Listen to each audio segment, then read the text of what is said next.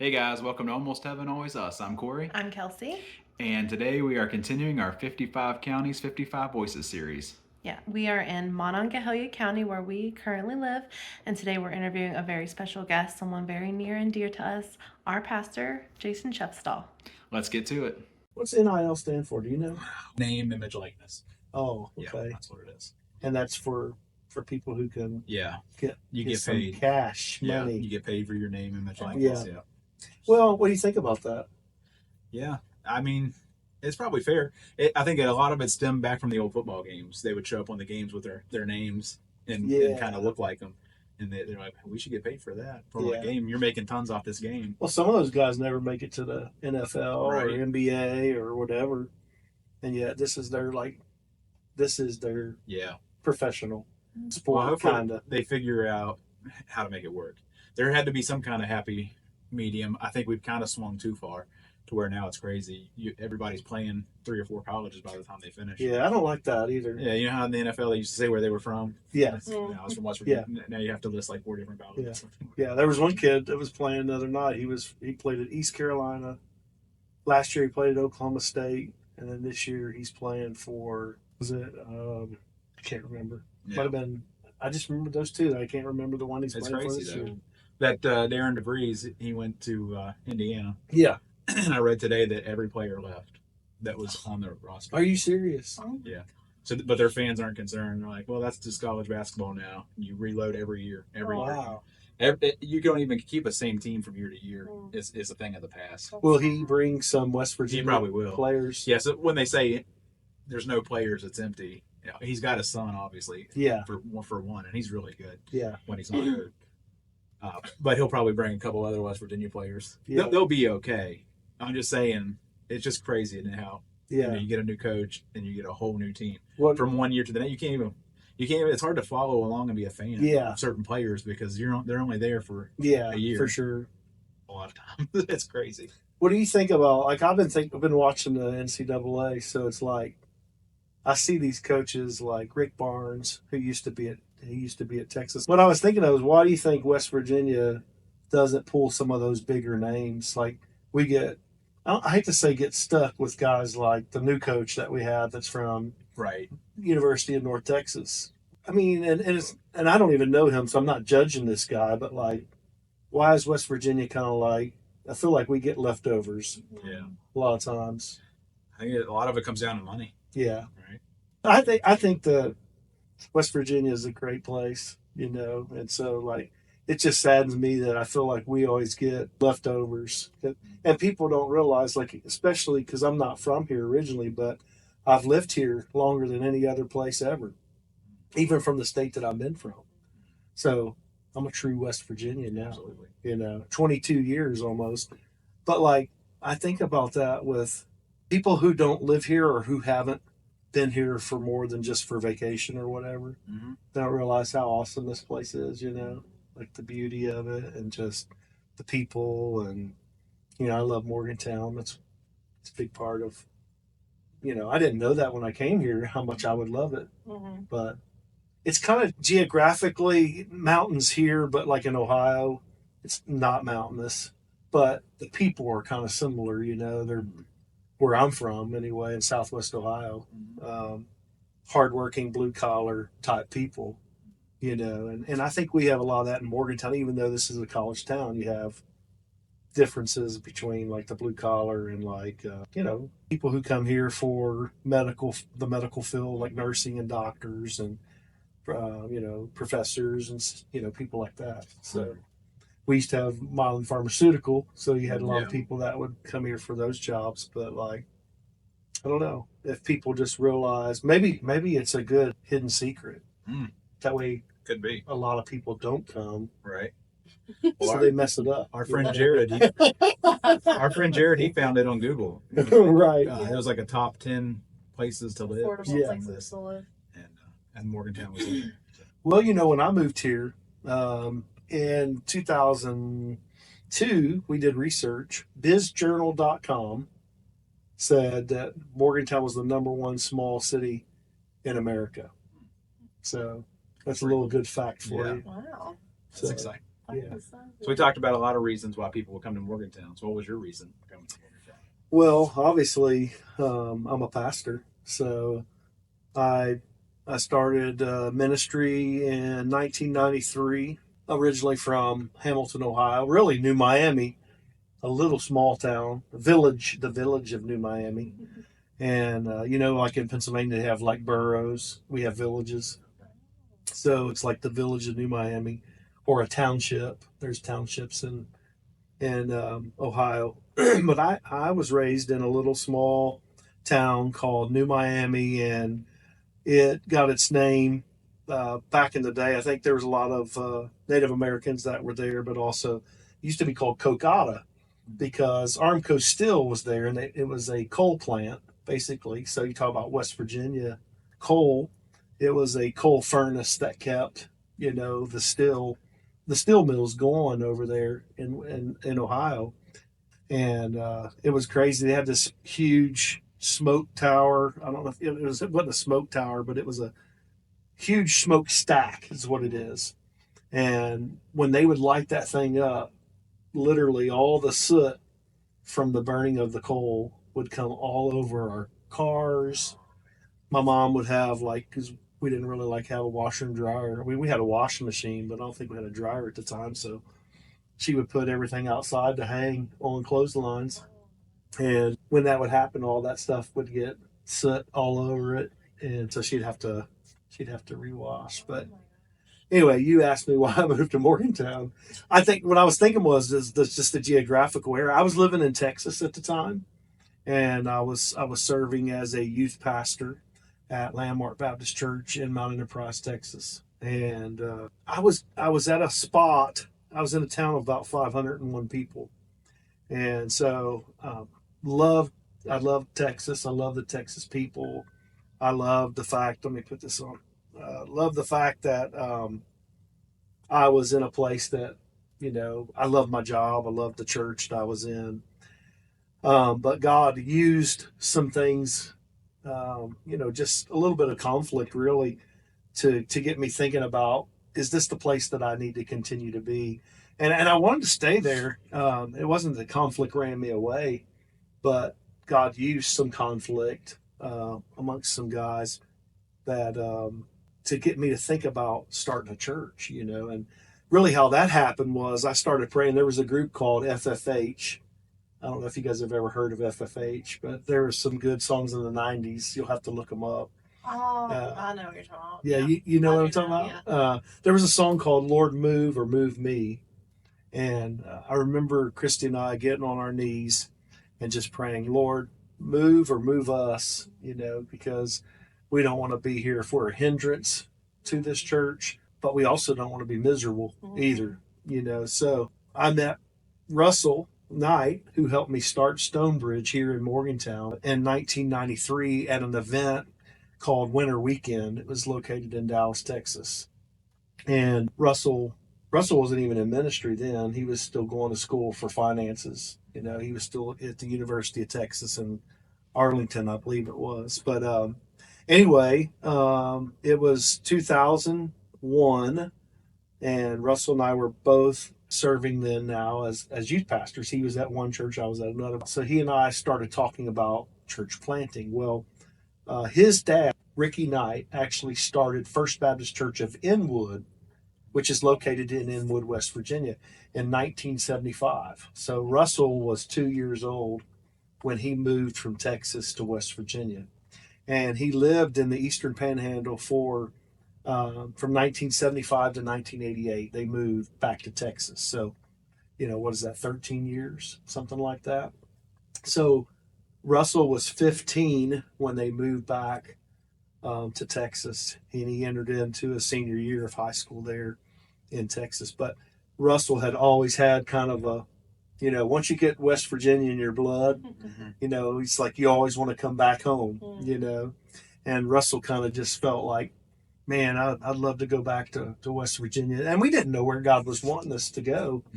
Matter of fact, in 2002, March of 2002, Russell and Belinda had two children at the time, Ryan and Jana. Ryan was like 2.5 and Jana was like 9 months.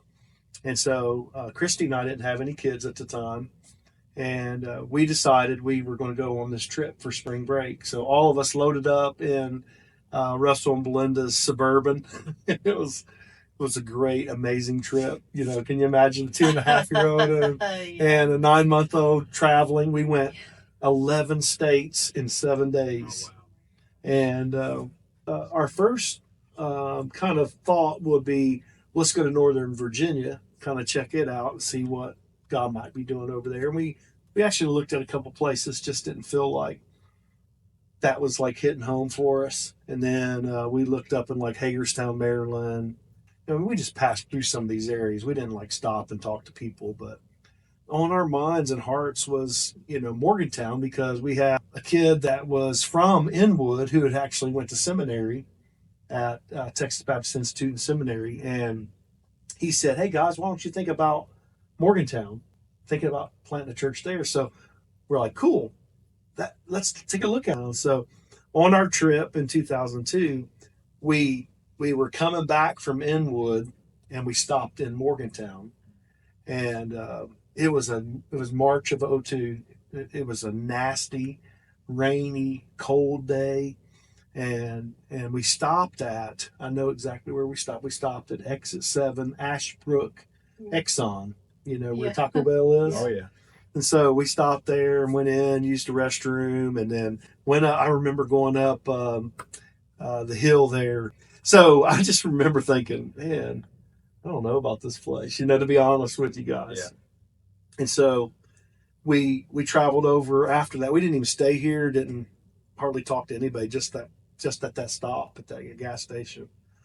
And we traveled over to Ohio, saw my mom and dad, and we looked around there a little bit because I thought, well, if I can go home, that'd be awesome, you know? Mm-hmm. And God just didn't allow that to happen. And then one day Russell called me up and he said, hey man, what are you thinking about? And I said, man, I can't get Morgantown off my mind. He said, yeah, me too. And so I got a check in the mail from my home church. And I had talked to the pastor there about the possibility of going to start a church somewhere. Well, my home church in Ohio sent me a $2,000 check to go on like a survey trip or to use it for future church planting, you know. And so I got this check in the mail, and Russell and I said, hey, let's go back to Morgantown. So in May of 2002, I'll spare you all the details of the other stuff, but May of 2002, we flew into Columbus, Ohio, drove from Columbus to Morgantown, got here, landed on a Monday night, and we were in Casa de Amici, and we were sitting there eating pizza on High Street. It was at the finals week of 2002, and all I could see was just college students walking down High Street with 30 packs of beer, you know. And I'm not making this up, you know. This was during that time period, it was like #1 party school in America. You know, it was where couches were burned and, you know, education was learned, or vice versa, whatever they could say that. You know, so we saw people carrying kegs, and we were like, man, this is a cool place. This is great. So our goal that week was to talk to 100 people. We talked to 95 people that week and came back. I talked to one person, a realtor actually, and I asked her, I said, you go to church anywhere? And she said, I go about 3 times a month. And I said, well, do you know for sure that if you died, you go to heaven? And she just looked at me, tears kind of going in her eyes. She said, I don't know. And I thought right then and there, it was almost like God confirmed, this is a great place to be, because there's so many people who know about Jesus, but I don't think they knew Jesus. And so the reason why I came to Morgantown, that was a long 20 minutes of conversation. No, that's sorry. What? But it's because God put a burden in my heart that there were people right here in the city that needed to hear the gospel. Yeah. You know, so that's why I moved to Morgantown. Oh, that's awesome. That's an awesome story. That is a really good story. So you got here, and then you were ready to hit the ground running with the church and everything. Yeah. And then you being from Ohio originally, not too far away, but you probably had some ideas of what West Virginia was like. So how did it compare to your expectations when you started to actually get to know it a little bit? Yeah, you know what? I didn't really know a lot about West Virginia, even being raised in Ohio, because the 3 main states that we always talked about and made fun of and they made That's fun right. of Ohioans, of course, Mm-hmm. was Kentucky, mainly Kentucky and Indiana, so Yeah. it's like, they always say I'm Kentucky round steak, which was a bologna sandwich. I'll go eat me a Kentucky round steak, just eating a bologna sandwich or whatever. But like, so I really didn't have a lot of thoughts or even images of what West Virginia was like. I played football, and I remember getting some letters in the mail. I got one from West Virginia. It wasn't to play, like Don Milling wasn't like saying, "Hey, actively recruiting me," but like just to get an invitation, like to say, "Hey, come check out West Virginia," which I still remember that though. I remember like Ohio State, all these places. I wasn't good enough to play in any like Division One, college football or Wow, that's anything pretty like cool. that. I didn't know that. Yeah. Well, You humble. We kept that a secret. well, it was they weren't actively recruiting me. It was more like, "Hey, come spend your money at our school," and then maybe you could walk on or whatever, Okay, try these things out. But like, I was never actively recruited by anybody, and I felt like I was a pretty decent athlete in high school, but my grades were horrible, so that was what really kept me, I think, from really doing anything sports wise. And God knew all that; He had a plan. Because I think if I would have like went in a direction of athletics, and I wouldn't have, I flunked out of college. I don't know. I didn't tell you that yet. I mean, I've shared that with you guys before, but like, God really used my failures to push me to a place where I could find out where He wanted me. I think a lot of people don't see that in their failures. They don't see, and I didn't see it at the time, but like, if you could look at your failures as an opportunity for something greater, I think that's powerful, because if I would have been successful in like becoming a health teacher and a coach, I'd probably still be doing that, Ministry probably would have never crossed my mind because I'd have been doing some things that I still really enjoy, like when my kids were younger, coaching and things like that. So being involved in kids sports and things. So if I would have been successful at that, I'd have probably never looked back on any kind of ministry stuff. So I'm grateful that I flunked out of college. And I'm not saying that you shouldn't treat college as, if you're going to college, stick with it, do your best. Yeah. But God may have another plan for you. You just never know what His plans are until you're walking in them day by day. I'm sure a lot of people were grateful that you had some early failures and ended up here because you've made a large impact here in the community. Yes. What was the community like when you first arrived here? Oh man, it wasn't anything like this. I mean, there was an old restaurant called Pargo's. I don't know if you guys ever remember that. It's where the Chick-fil-A is on Patterson. Okay. Yeah. So Pargo's restaurant was there, and it had like a jungle, erotic jungle type atmosphere. And I just remember going in there once or twice. But then they had Eaton Park, which they called it back then. It was Eat and Smoke, because you could actually still smoke in Eaton Park in 2003. Did you guys know that? No, I didn't know that. Yeah, like they had a smoking section in the back. And so like people would always say Eat and Smoke, instead of Eaton Park, so. But it was University Town Center wasn't built yet. The Glenmark Center had just been like recently built. Like the Holiday Inn Express was fairly new. The Super 8 was real new. Ruby Tuesdays, Outback, all that area up there, BFS, all that was like brand Lowe's, and so it was exciting because you could sense that Morgantown was a city on the move. You know what I mean? Because even though these other places weren't there, you were hearing about the vision that the council had and the people had for Morgantown. And so that was when I was thinking about Morgantown, and Russell was thinking about Morgantown together. We thought this is going to be a great place because there's going to be a lot of growth here and a lot of people coming in. Because I think when we moved here, there's only like 25,000 college students and like 30,000 living in the city. So that's like 55,000. I think there's like 90 something thousand people with students now. I may be wrong on that, but anyway, so there was a lot of things that wasn't even wasn't even built yet. So yeah, that's crazy. Yeah. Like 2010 when we came out, like there's been so much growth since then. Like, Yeah, or when my sister was here in college and I come out this then, that was early 2000s. Yeah. Like when you think they can't build anything else, they just cut through a mountain and they put something on it. Yeah. But something you said there, I liked it. You said you guys picked up on the vision that the city already had. Yeah. And that kind of rubbed off on you. And then you guys had a vision too. Yeah. So I kind of know where your vision's at now. I've been around you now. Yeah. But going back to then, what was your kind of vision then? Was it a little more college based because that's what you were seeing, or what was you seeing in the community, and what was your vision for that? Yeah, I had put together something when I moved here. It was a thing that I had read about from Rick Warren in his book, The Purpose Driven Church. And when he moved to Southern California, he sat down and had basically cast a vision for what he believed God wanted him to do in Southern California. And so all the statements started with, I dream of a place, I dream of a place, I dream of a place, I dream of a place. And so I thought, I'm going to do that with Morgantown, So I said, and these are all from the cuff of my head. I mean, I've got the book still, but like where I wrote all that stuff down.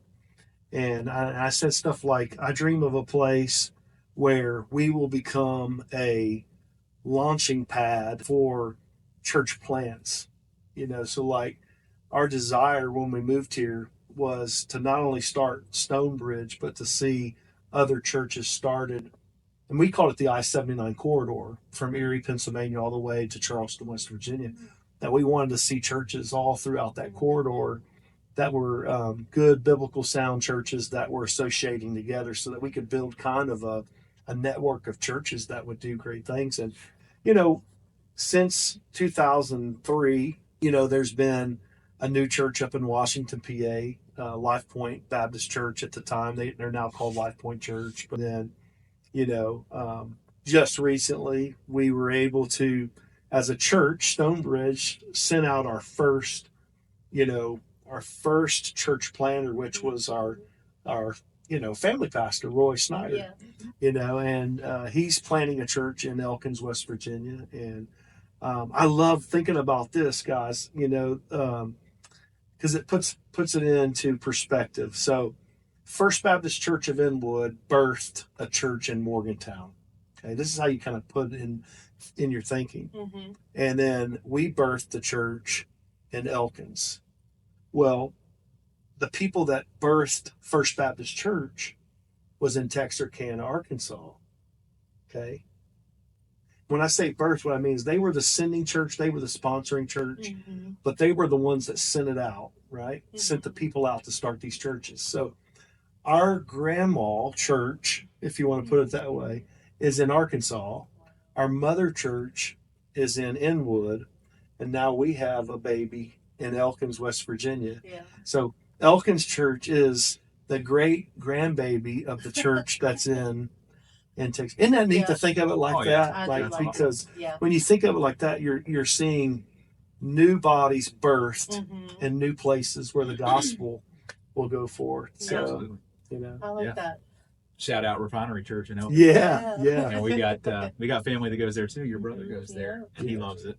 That's awesome. And they're doing really well. Yeah, we're really proud. Happy for them. Absolutely. We love that, don't we? Yes, we do. We got me and you went to go visit them recently, not too long ago. Yeah, we had a good time. Absolutely. Yep. So that vision came true. Yes. What else? Did you have in your vision book? Well, I had I also had put on there that we would be a church that reached. Morgantown's not a multicultural area. I mean, I think we're like 90% Caucasian, but there's still because of the university, there's still other cultures that are here. So I wanted our church to be like a Walmart. If you go into Walmart, you're going to see different cultures there, especially in Morgantown. We have, Filipinos, we have Korean people here, we have Chinese people here, we have, African-American people here, you can go down the list. And in our church, we have multiplicity of cultures, and I love that. And that was one of my dreams, that God would put You know, we wouldn't just be a white church, you know, because we're 90% white or whatever it is, you know, 90% Caucasian. The gospel's for everybody. And the Lord has told us to go into all the world and make disciples. And doesn't matter the color of your skin. It's everybody needs Jesus, no matter where they're at. So that was part of the vision, and I think it's coming to fruition. Another part was, you know, a unique thing about our church is that we've never owned a building, you know, in 22 years. Now that doesn't mean that I don't want to lead us to eventually do that one day, but it's just not happened, you know, and we've been put in places where God has provided for our needs, you know, like we started off meeting at Russell's house in Westbrook Heights, where we are now. We're in Westbrook Heights right now. And then we went from Westbrook Heights from August to November. We had our first service November 2nd, 2003 at Lakeview Resort. That was our first church service. I think we had 19 people there, 19 or 24, I can't remember. But that was our first Sunday. And Christy, when we moved here, were pregnant with Josiah. So we had our first service, and then Josiah was born on that following Friday. So I always say that we had two babies birthed in 1 week. Yeah. You know, I've always desired to have a building of our own. And a lot of church planners, when they move into different areas, they'll find land immediately. Even they're running like 15, 20 people, but they'll find a plot of land that may be $700,000 or whatever the cost would be. Of course, in Morgantown, we know the areas that we would like to be in is like $1 million an acre. You know, it's not feasible for us as a smaller church to be able to do that right now. Doesn't mean that God can't do it through us. He's just not allowed us to do that yet. So when I was asking for support amongst our churches and our association, one of the things that set us apart was we would tell these churches, we're not asking for building and land money. We're only asking you to support us so that we can get the work going, so that we can help teach our people the responsibility of saying, hey, we as a church family, we West Virginians want to buy our own land. We want to, and I think that's the heart of West Virginians anyway. They don't want to be given, people don't want to be given something to them and then not appreciate it. When you take ownership of it and you purchase it yourself, and of course we know God does that through his churches, but like he uses people to do that. There's a little bit more godly pride in that. Like, hey, God did this through us and we can do this, you know? Anyway, I would love to see us do that one time in the future where we can have our own spot. But until then, we'll just be appreciative of what we have and thank God for that. But that was part of it. I'd love to see, you know, our church have a campus of our own. And so that vision has not come to fruition just yet, but we believe it will one day, you know. So, and there's other things on there that I could probably go more into detail about, but mainly we just wanted to be a strong, sound, biblical church that raised up disciples who in turn would make disciples of their own and eventually have young men surrender to the ministry and be trained and then go plant other churches.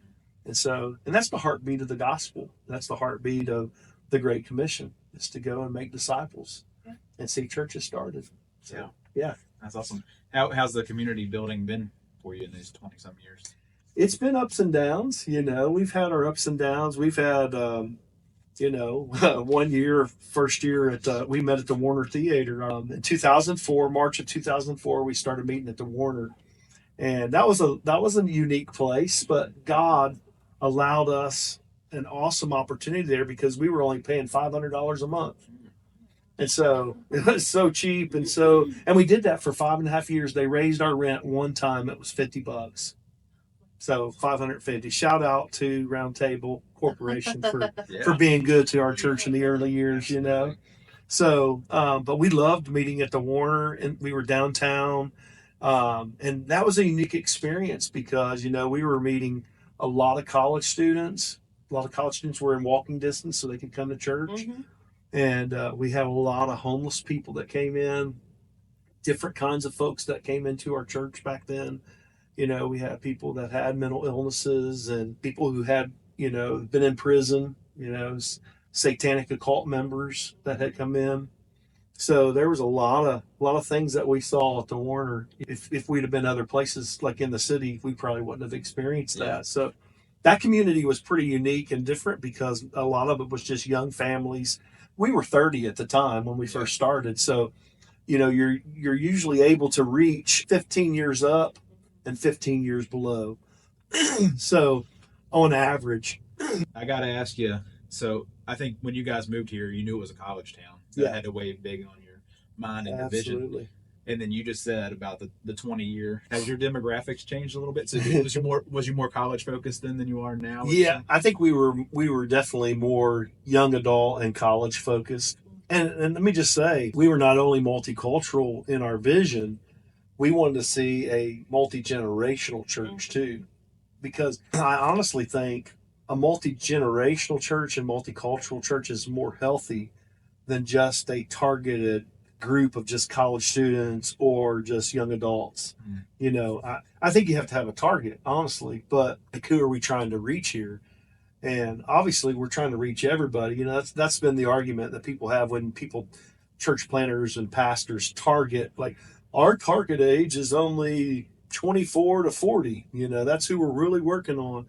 And then when that happens, you get other generations that feel left out. Yeah. And so if you just say, hey, this is who we are, we're just going to be who we are, because mostly, you know, I'm 52 now, so I'm going to reach people that are 15 years older than me. What's that put them at? 67?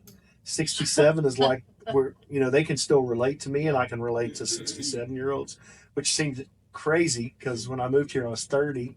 You know, I was only reaching 45-year-olds and below 15-year-olds. I was still a kid, you know. But it's definitely, the community's definitely changed as I've aged. And then obviously when you add new staff, and we've had different staff in our church before. You know, we started off with Russell and I. Of course, we were a team, you know, and you know, we went off the Ecclesiastes 4. I think it's Ecclesiastes 4, 9, and 10, where it says 2 are better than 1. You know, if they fall down, he has another one there to lift them up. So I really strongly believe in like church planning partners and families going into places. And, you know, when Pastor Roy went down to Elkins, he was going home. So he went by himself in the sense of pastoral, but he already had a group of people that he knew and loved, and people that were connecting with him through the Refinery podcast that he was doing before he even called it the Refinery Church, you know. So, but I think that's why you hire different age staff too, I think. So like we hired our first youth pastor back in like 2014 after Russell had left, and his name was Kyle Hamlin. Kyle did a wonderful job. You know, we started with basically just a couple of kids, and Kyle, you know, and through God's grace, he and his wife, you know, just were able to grow that ministry up to like 35 people, something like that. And then he felt like God was moving on his heart to go to the Eastern Panhandle of West Virginia, be closer to Brooks' family a little bit, but also he felt led to do that. So I was a little disappointed, but yeah, he was really good. Yeah, he was. Yeah. He stayed in West Virginia. So Yeah. Give him props for that. Yeah. And he's still over in Eastern Panhandle now. And Roy was our family pastor. So, you know, that was some good times having all those guys on staff. And this was before COVID, obviously, too.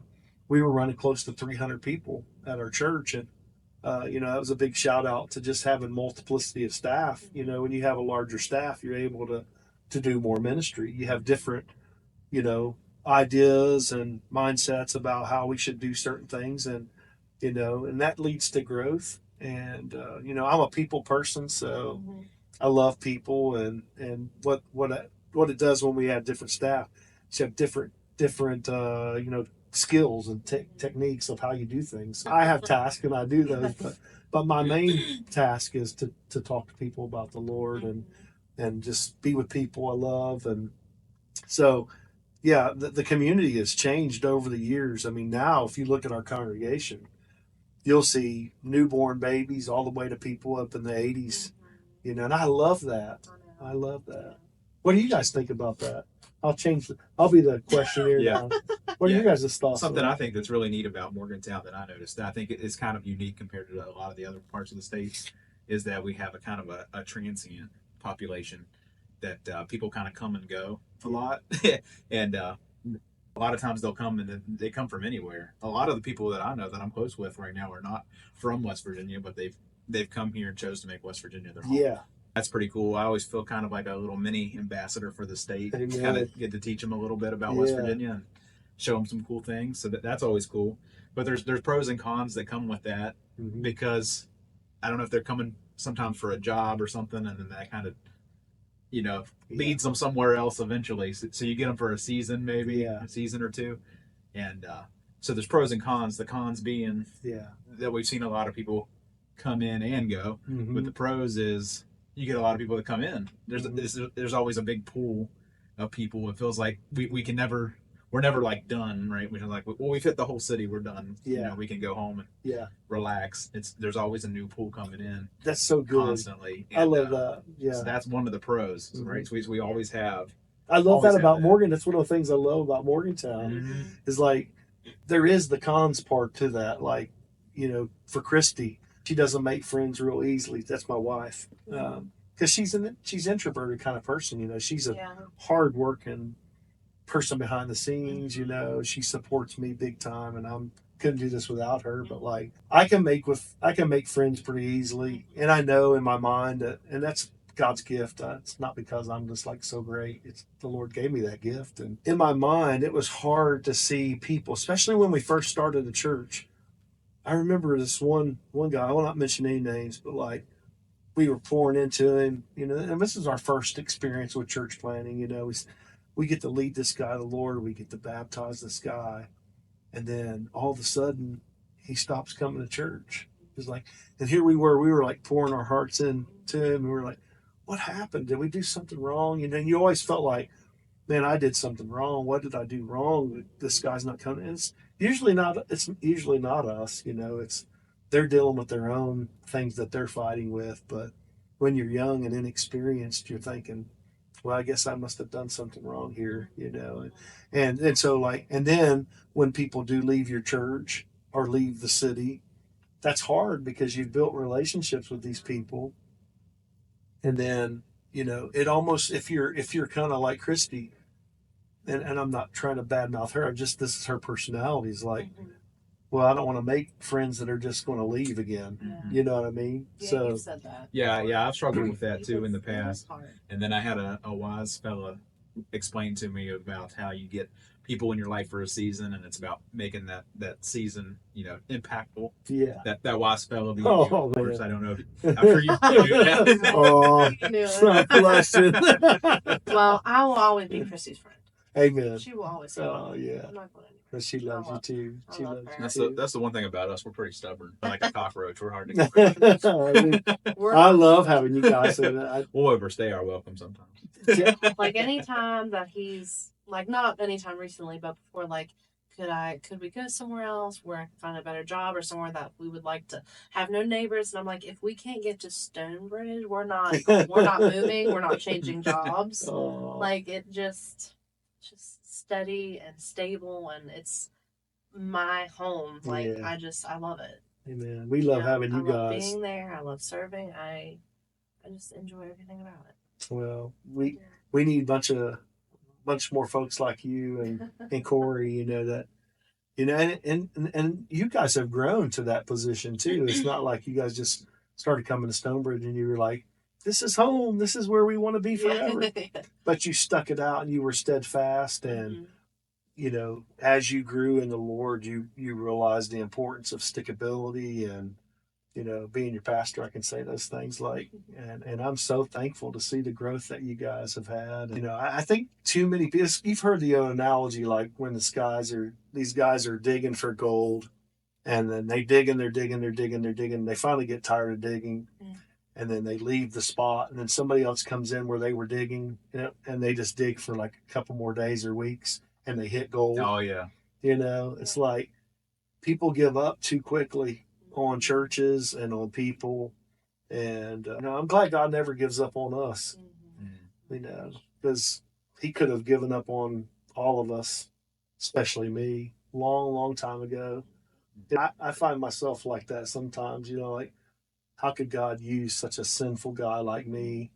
And I'm not trying to be sinful, but I mean, like, living in the human world that we live in, nobody could really be a pastor, because we all fall short of the glory of God, but that's why I always tell you guys, when I'm pastoring or preaching, don't look to me as like your savior. I'm just a messenger.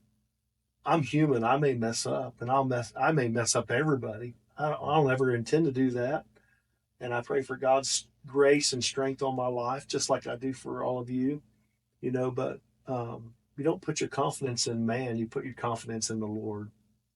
Someone said the middle verse of the Bible is Psalm 118:8. And it says, it's better to put your confidence in God than in man. So if you were to take all the verses from Genesis to that point and all from Revelation back, they say it would equal Psalm 118:8. Yeah. Which I don't know if that's true, but it's pretty good. That is pretty good. We'll say it. We'll say it. We'll say it. That's good. One skill I think that you were blessed with, especially, was remembering people, like faces. And I feel like you pretty much know everybody in Morgantown. You're on a mission to find everybody.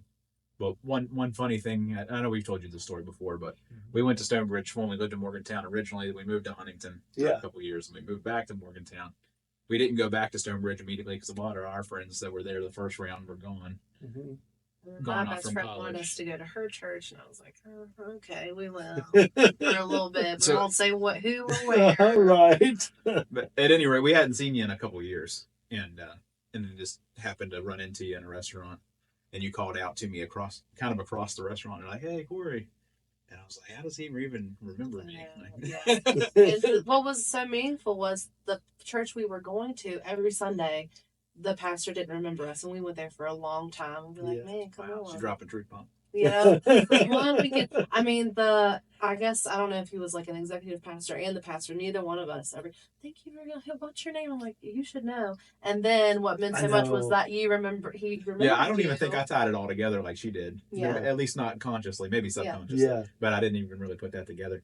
But, just seeing you again and just how friendly you was and everything. I went home that evening after the restaurant. I was like, hey, we need to go try Stonebridge. We wasted too much time. What are we doing? Let's go to Stonebridge. Yeah. But no, that's what I'm getting at is, like, you probably shouldn't have remembered me, honestly. But you did. So you have a skill there. Yeah. You have Well, we can also give credit to the Lord, like that he had a plan for you guys too, to be at Stonebridge. And that skill did, I really worked on that. I feel like the older I get, though, I feel like the pastor that you were just talking about now, because when new people come in, I'm like, I am so sorry when I forget your name. And I don't mean to. I know you've been here before. No, this is my first time. I'm sorry. Well, just keep with your wordscapes. Yes, that's right. That's why you're doing baby. Yes. Yes, new words. I feel really old now, like doing wordscapes. Okay. Sometimes you've got to do it. That's right. So, what are some of the biggest spiritual needs you've seen in this county? So, a lot of people always say West Virginia is a hard place to really like some of, and you guys may have heard this, like being from West Virginia, that it's a spiritually dark place for a lot of people. Like true West Virginians have had a hard time. If you go out throughout this state, not every place in West Virginia looks like Morgantown. You know what I mean? And that's not a knock on West Virginia. I'm just truth. It's like great place, great, beautiful areas, but people have had hardships. A lot of alcoholism, a lot of drugs, a lot of things that you can. Nowadays, that's pretty much anywhere you go. But like, I noticed, like even where I'm from, back in the day, it was a lot of people who were just doing, weed, marijuana, or drinking. Now are involved in, like, I've had cousins that have died of heroin addictions. That they were young. They were so young. They died so early. They shouldn't have let. And I think you can look in like places like in Huntington. You can even right here in Morgantown. I don't know as much. I should know more, but like it's from when I talk to like police officers and things like that are in the know. Like, yeah, you wouldn't believe what the things that happen in Morgantown. So like the spiritual darkness is where I'm getting at. All that happens because people are void of Jesus. They don't have Christ in their lives, and like I blame us churches for that, because we're happy with our little group, instead of going beyond the four walls of seeing people where they're at, and trying to look for those opportunities to share Christ so that their lives could be changed. People are going to the world. I just read a statistic the other day about the United States. In 2007, 78% of people claimed to be a Christian. Okay, now we know that that's not everybody who claims to be a Christian is a Christian, but like now that number has dropped to like 63% in America. So you see that Christianity is on a decline, not just in West Virginia, but as a whole in America. When I moved here, that number was 88% of the people in Morgantown, West Virginia had no vital connection to a local church. And I got that from Pastor Tim Herring, who had been here since 1985. He's the pastor. He was the pastor. He just retired recently. Shout out to Pastor Tim, but he had done his research, and he had stated that 88% of the population had no vital connection. So only 12% of the people. That was another huge reason why I came to Morgantown, because like there's churches, buildings on every corner around here, but for some reason it's been a difficult area to penetrate with the gospel. There's been a lot of religious things that have happened, but we all know that relationship is what really matters, and that can only happen when you build genuine friendships, and that's why I thank God for the longevity that He's given me here. So I think a person, West Virginians are skeptical. Would you guys agree with that? Yes. Like when I moved here, in my mind, I try to put myself in the mindset of a West Virginia or even an Ohioan. Like if I had a guy who said, "Hey, I'm here. I'm coming to start a church." "Oh yeah, what are you doing?" Well, we're renting at this apartment complex down here. Now, would you trust a guy that says, "I'm living in an apartment complex"? Now, I know that's some people, that's all they can do.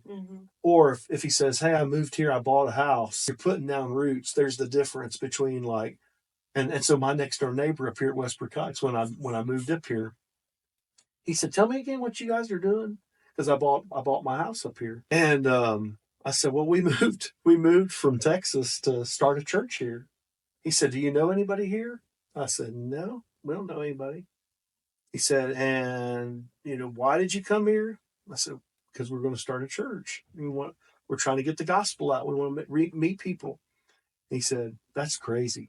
Oh my God! But I think he appreciated it. You know what I mean? Like he was saying, "That's crazy, but man, I really appreciate that you're here," because he went to like one of the Methodist churches in town, but like he was blown away that I would come here not knowing anybody and like putting roots down, like buying a house. Who does that? We were just so confident in God's call, and not confident in us, but like confident in God's call that He wanted us in Morgantown, that we were willing to burn the ships, man. Yeah. We burned the ships. That's right. You've heard that story before, and we just were like, we're moving here, and we're gonna raise our kids here. And I'm so thankful to God that He's allowed me to have longevity in ministry. Like I was at my last church for 8.5 years, really about 10 altogether. And then I've been here for 22 years. I've only in 32 years of ministry, what was it, 93? Yeah, 32 years of ministry. I've been at 2 churches. And Wow. a lot of guys, and I'm not bragging on me, I'm saying God's done that, but like a lot of guys who start in ministry, they don't finish.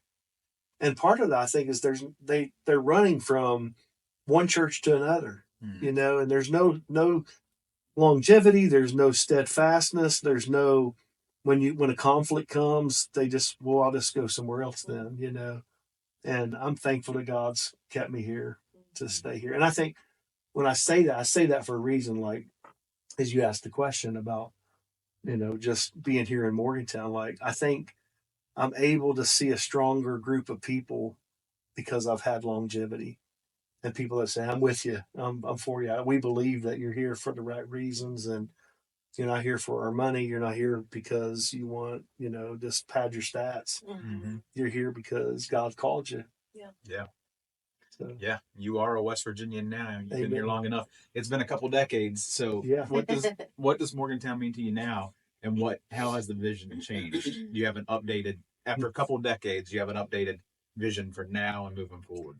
Really, I think it's the same as, you there's a statement that says you put in at the beginning what you want at the end, right? I like that statement because if you're thinking long term, what do you want it to be? Then you work yourself back to what you are.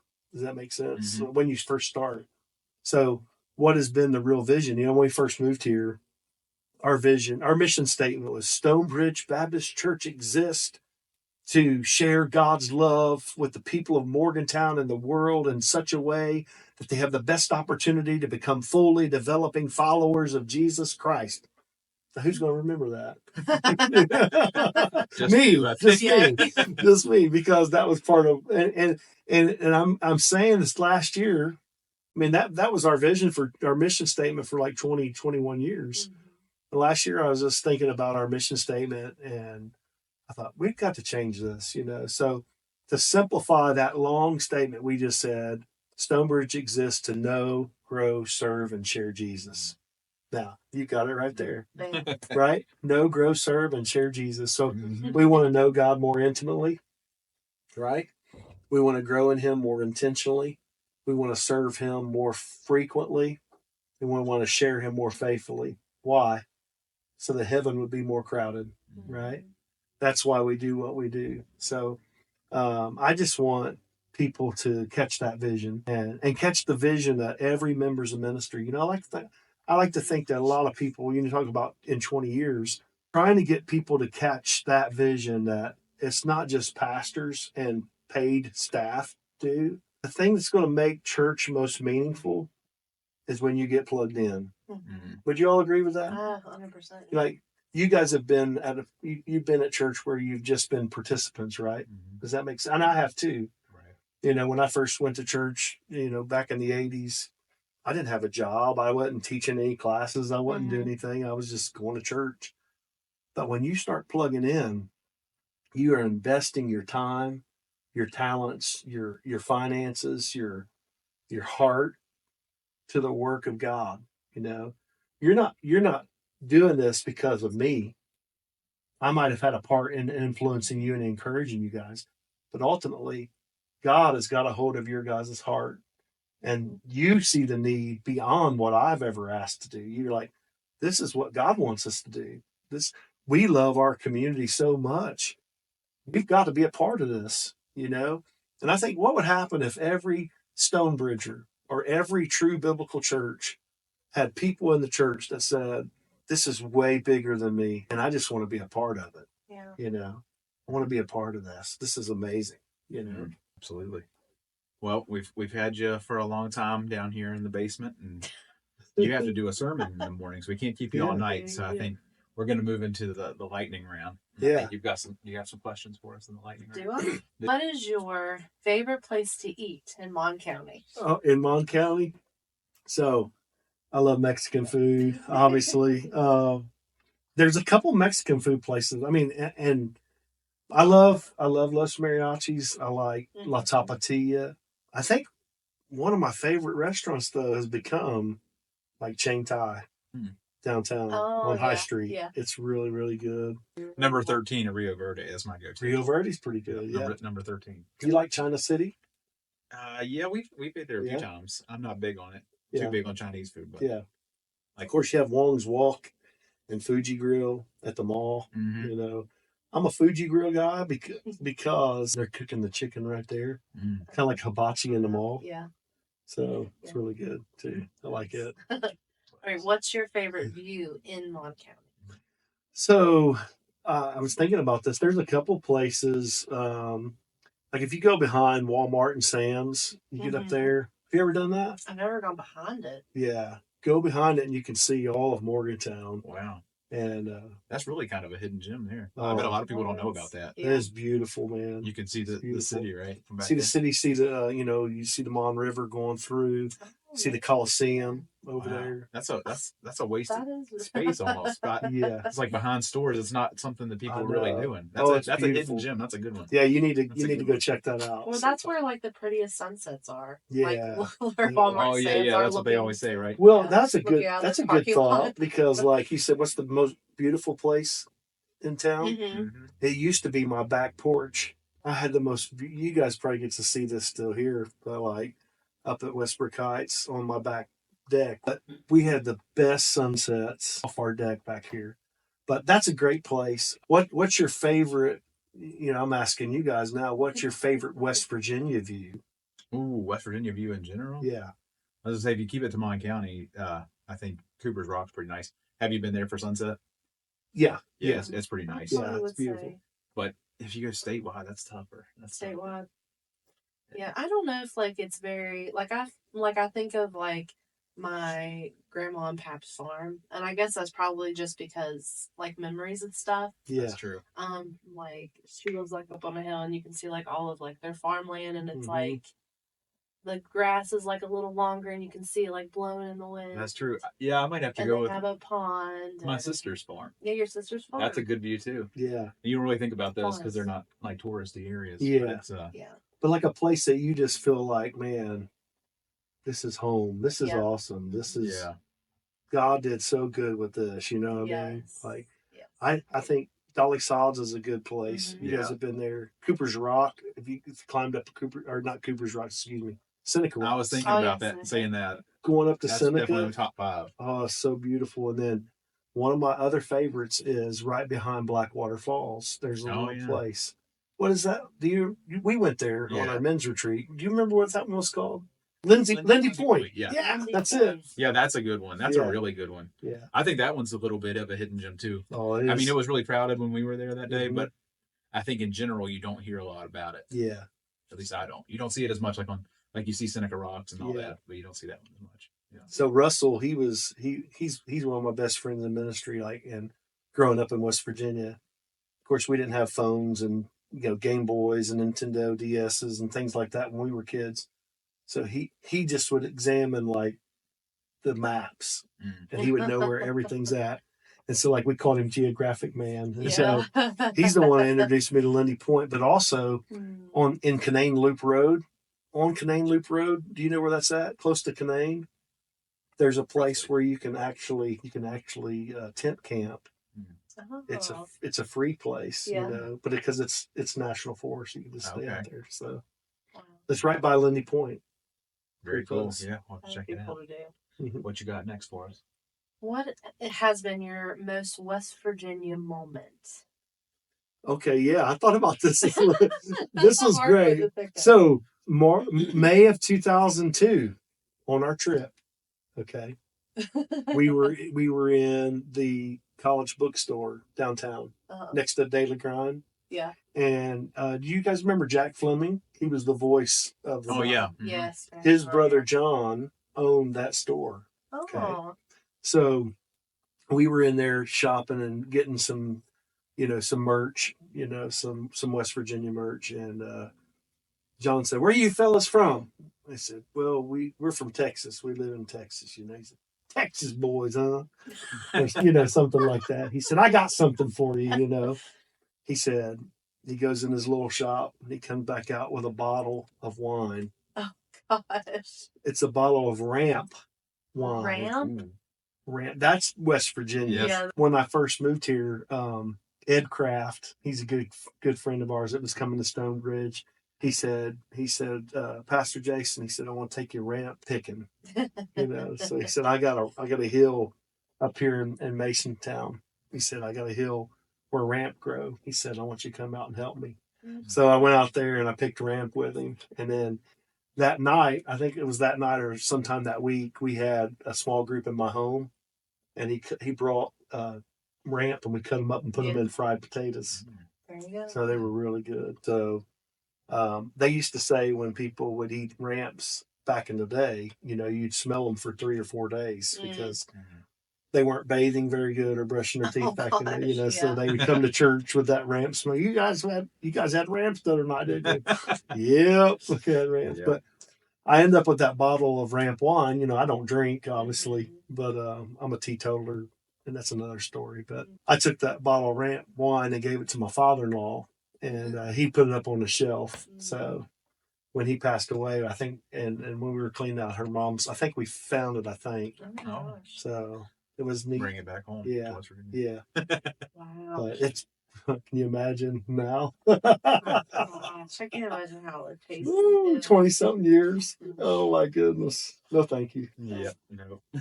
That's my West Virginia story, I though. like it. Yeah. That's a good one. All right, one last thing. Yeah. What's a must-do thing for a visitor who's coming to visit our county? When people come here, I always took them to Cooper's Rock. You know, that's a must do. I like Dorsey's Knob too. That's a great place. I don't know if you guys have been. You guys have been to Dorsey's Knob. That's a pretty cool place. Yeah. What else? Back in the day, when we first moved here, I always loved taking, because I grew up in a poor. I'm not rich by any means. You know, I grew up in the village of New Miami, where it was like 2-bedroom house, 1 bath with 5 people living there. You know, so I never really saw all these huge houses. So when we moved to Morgantown, even in Texas, East Texas, there's not a lot of big homes and stuff. So when I moved here, we would drive up to Greystone and we'd just look at all the houses and we'd be like, you know, fancy. Yeah. We don't mean it anyway if you live in Part of it. Greystone, but Yeah. like Yeah. it was neat to see, because that was 20-some years ago. Those houses they weren't brand new, but they were beautiful homes, and like it was fun. There's a golf course that kind of runs through Greystone, so like Yeah. that was fun just to go up through there and travel through. And it was like, it's not a gated community, but like that was fun to go through. And then there's the neat thing about Morgantown, there's a lot of hidden gems, a lot of houses and stuff in Morgantown that people don't even realize. I know. You know, different areas that like you end up in one road, and then next thing you know, there's like houses everywhere, beautiful homes. Yeah. You know, so yeah, that's some hidden gems. But you gotta do that. You gotta come to Stonebridge. There you go. That's the number one thing. That's the number one. Yeah, I mean, you got to visit Stonebridge if you come. Absolutely. If you come to Morgantown, Yeah. Right? My favorite place. Right? I mean, why would I not say that? You know, right? Yeah, come check us out. Yes. Sunday mornings at 10 a.m. Mhm. You know. I want to just give you an opportunity. Any final thoughts you may have? Well, I think this was a lot of fun. You know, I was just thinking about what God has done here in Morgantown. It's a great place to live, and you know, my kids are now. My daughter's going to WVU. She's a second-year college student. My son's in the United States Navy. My oldest son, and then I got 2 I've been representing today. Trinity Christian School. My son Jonathan, he's a junior. He'll be a senior next year at Trinity Christian School, and he's going to MTech, so next year. And then Jocelyn will be a freshman at Trinity next year. So it's crazy how fast time goes by. So my message is, you know, life is short, you know, and make the best of the time that you have here. Look for opportunities to just be a blessing and to impact people's lives, you know, and believe that West Virginia is an amazing place. And if you've not been here and you're watching from some other state, come check us out and come see us at Stonebridge, right? Yes. Very good. You know? Say, hey, I saw you at Almost Heaven Always. Yeah. I got another message. Okay. Yeah. All right. Yeah. The main message. Here we go. I was waiting for this one because Yeah. this is the one I love to tell the most, Mhm. you know, and you guys already know, but like, they know, and I haven't even told them. Like, you guys know what I'm going to talk about? Yeah. Okay. So if you're watching this podcast and, you know, maybe you came here because you're like, Almost Heaven, Always Us. And so you're like, hey, I want to check this thing out. I love I want to check out this like Greenbrier ghost story. It was, you know, we watched that the other night, my kids and I and Christy, you know. And she's like, we got to watch something else. My mind's on this Oh my the whole God. time. But maybe you came here because you were interested in the Mothman or, the Greenbrier ghost story.